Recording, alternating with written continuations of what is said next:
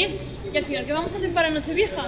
Pues no lo sé, Paco me ha dicho que su Maset está libre y que si queremos podemos ir ahí a hacer la fiesta. Ah, pues estaría bien, sería muy divertido que nos reuniéramos todos. ¡Ay, mira! ¿Qué te parece si le compramos a Elena una chaqueta, un vestidito o algo así? Ah, pues bien, pero bueno, de eso te encargas tú, que los chicos tienen buen gusto para eso. Ay, pero ayúdame, por favor, no me dejes solo, hombre. No me marees, que estábamos hablando de Nochevieja, ¿no? Sí, que le diré a Paco Que con las otras pruebas me sale bien.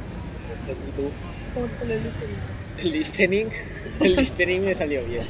Pero es que el examen de castellano, de verdad, ¿eh? Yo creo que me lo voy a dejar. Abandono de asignatura y mira, Madre mía, qué culo. chica, cómo se nota que tienes el cerebro ahí abajo, de verdad. A lo que estábamos hablando, todavía mañana es una Mujer tenía que ser. Ostras, ¿tú sabes cuánto tiempo llevan saliendo María y Ale? María y Ale es un montón. ¿Tanto? Sí, sí.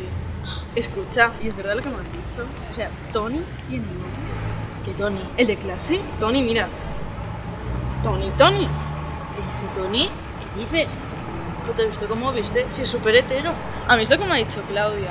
Además, no sé, siempre va con chicas y eso. Y lo de Pedro te has enterado. Fuerte, tía, o sea... La verdad es que con esa chica no sé. Es que, Dios mío, me caga tal pelo grasoso.